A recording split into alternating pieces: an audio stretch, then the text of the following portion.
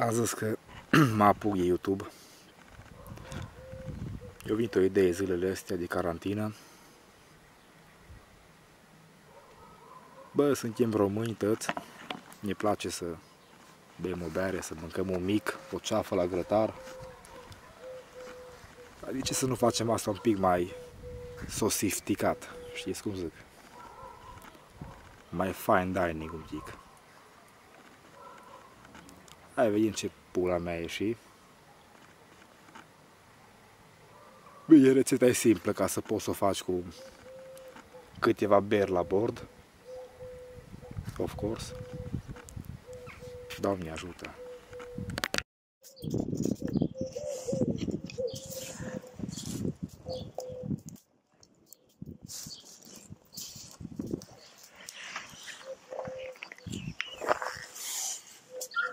Aha.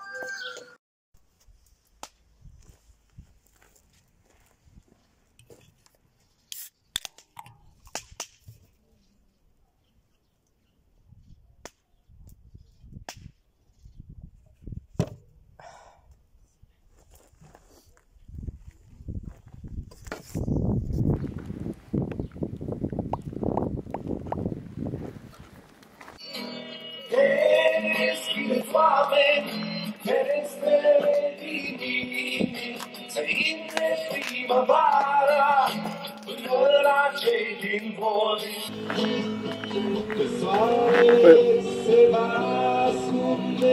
Ceafa marinată cu cutie dulceață de mere și o grămadă de ardei iute și un pic de oțet, sare, piper, scobitori. Ideea e că vreau să e mai grosă bucată de 400 grame și vreau să o fac sous vide, mă rog, în folie de aluminiu, un jar, sous vide, covid, tătea o vid la final și după aia să o termin fain la grătar, să dau afumătura aia de lemn. Am fiert niște morcov și niște țelină cu anason și cu niște puișoare care iară vin la grătar, simplu, sănătos. Am auzit că țelina e bună la bărbați, nu știu.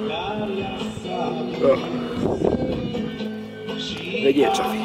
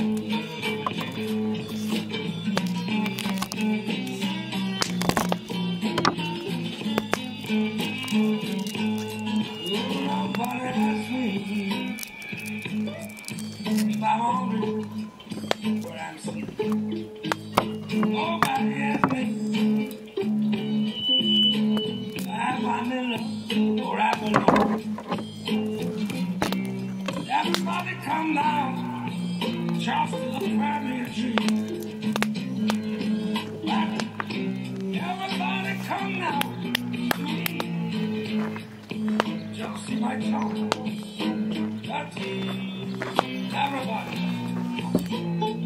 Pauză de hidratare.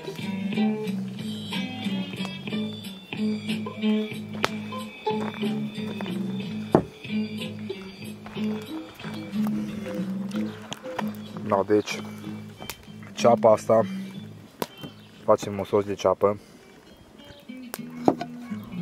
la tigaie, simplu, un pic de oțet, ardei iute și așa mai departe.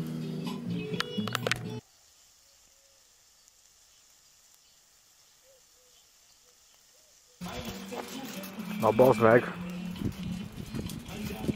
A, pula, că e 6 ceasuri și tot e soare pe cer. No, asta e ceafa. Încerc să iau așa, da, pula. n-am COVID. Ideea e să o înfoliez un pic în aluminiu și să o bag un picuț acolo în jar.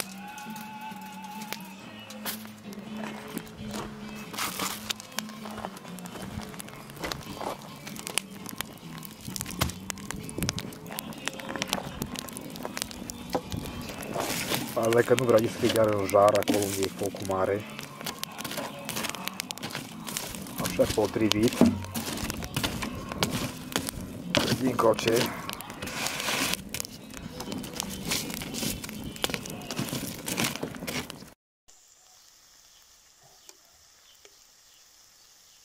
Nu uitați să vă hidratați.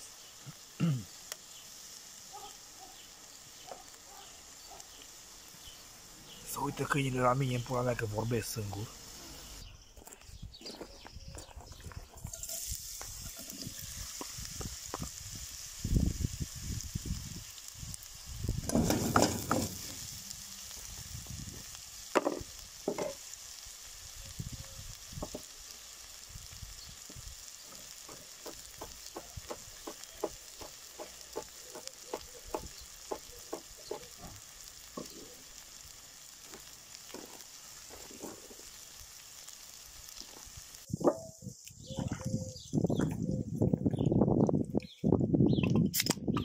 Ce fain sună, mă!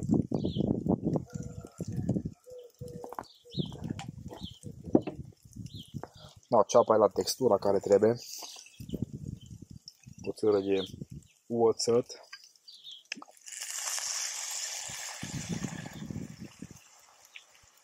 Țără mai mult. Niște sare. E mare, bineînțeles.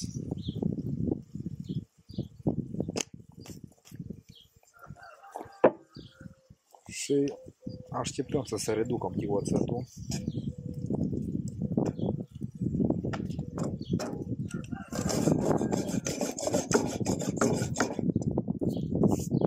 Punem ingredientul secret. Punem iară niște sos. Worcester. No, doamne, cine pun? Și pun și un pic de sos de soia. Așa numai de tentă asiatică. Doar mâncăm ceafă, nu sushi. Bă, ce să zic? Dacă aveți de gând să filmați, să faceți vloguri, să vă puneți bateriile la aparat la încărcat. Nu ca mine, băga mea și pula să bag.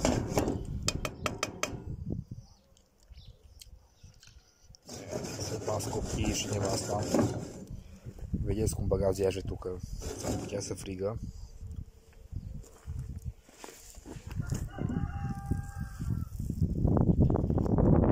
Cam așa arată în lumina soarelui și în bătaia vântului.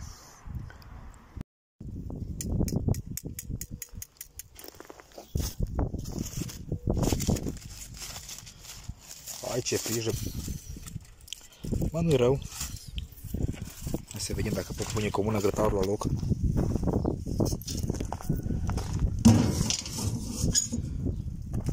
Așa, mă trecem pe treburi mai serioase.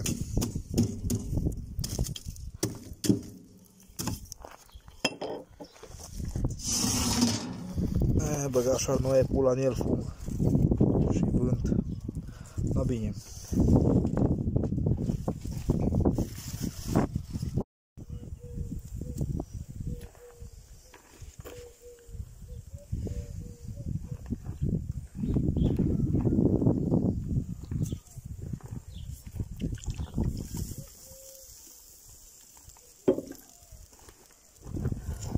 Da, și putem pune la foc legumele, în cazul meu, două bucăți de țealină,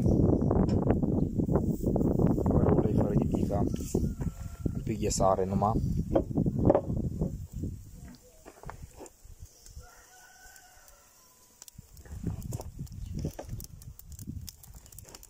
Doi morcovi Iară fierți în prealabil. Treaba e oblă. Și niște lămâi, dar numai de garniș.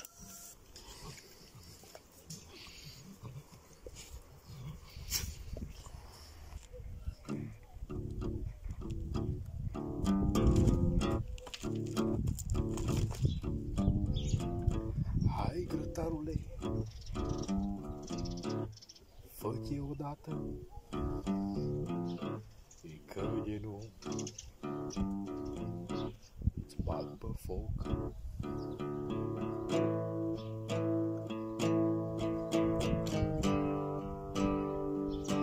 Îți bag pe foc.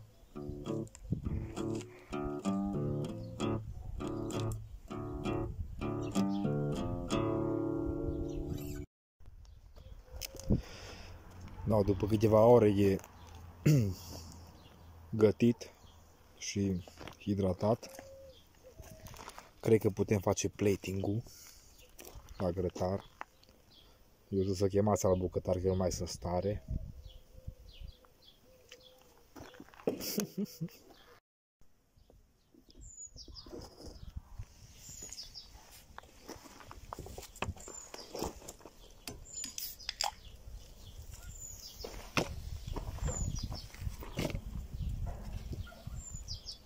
Ce trebuie?